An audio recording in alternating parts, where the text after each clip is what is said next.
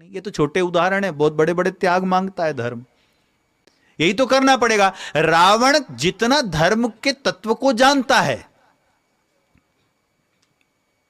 उतना उस समय कोई और दूसरा जानने वाला शायद ही रहा हो। विलक्षण वेद का विद्वान है, उत्तम कुल पुलस्त्य करनाती, कोई सामान्य नहीं है। पर जिस समय उसकी मृत्यु हुई ना, उस समय श्री रघुनाथ जी ने लक्ष्मण जी को भी कहा, लखन तुम जाओ इस रावण के पास बैठो और इससे जाकर के तुम कुछ धर्म का तत्वबोध लो।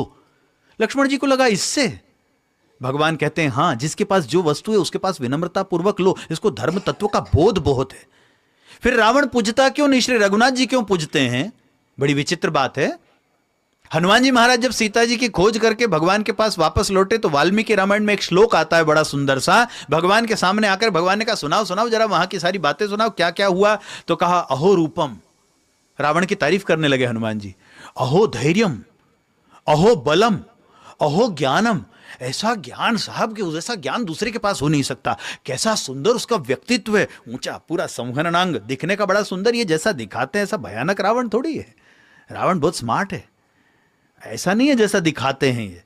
वो तो उसकी भयावहता दिखाने के लिए ऐसा स्वरूप गढ़ देते हैं, बाकी रावण दिखने में बड़ा ऊंचा, पूरा लंबा चौड़ा जोरदार है। अहो रूपम, अहो धैर्यम, अहो यशम, कैसा यश है उसका। चलत दसानन डोलत अवनी, जब चलता था तो कहते पृथ्वी डोलती थी। ऐसा विलक्षण उसका बल है। उसके समय वहां जितने सब दूसरे वानर बैठे थे हनुमान जी को देखने लगे। हनुमान जी लंका में गए हैं, वहां से वापस लौटने के बाद इनकी भाषा बदल गई। श्री रघुनाथ जी का स्तुति गायन करते थे, ये रावण का करने लगे। रावण ने कुछ समोसा कचौरी खिला दिया, क्या हो गया, बुद्धि बिगड़ गई, क्या हो गया, कुछ समझ नहीं आता। हनुमान जी महाराज को देख करके बोले, महाराज आप रावण का गुणगान कैसे करने लगे? रावण इतना महान, इतना महान, आप तो रघुनाथ जी का गुणगान करते थे। तब हनुमान जी महाराज ने एक बात कही, प्रभु उसका रूप भी महान, उसका तेज भी महान, उसकी विद्या भी महान, उसका बल भी महान, अगर उसका धर्म का बोध भी महान। बस केवल मात्र उसमें थोड़ा सा धर्म का अगर होता तो आप में और उसमें कोई अंतर नहीं रह जाता। सरकार, श्री राम महान है तो इसलिए रामो विग्रहवान धर्मः।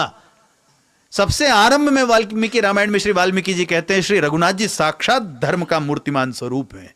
इसीलिए तो श्री रघुनाथ जी के का स्थान हम सभी के हृदय में इतने युग बीत जाने के बाद भी आज तक है और निरंतर रहेगा। यह बात माननी पड़ेगी कि इस भारत भूमि में जितना जितना प्रेम और आदर के साथ में राम जी की कथा सुनी गई है, उतना दूसरी कथा उतना ज्यादा रुचि के साथ में नहीं। और राम कथा, राम लीलाएं केवल भारत भूमि में नहीं, विदेशों में भी चले जाएं तो राम लीलाओं का प्रचार बहुत दूर दूर तक, इंडोनेशिया बहुत दूर दूर तक है, बाली, सुमात्रा, न जाने कहां कहां तक तो रामलीला गाई जाती।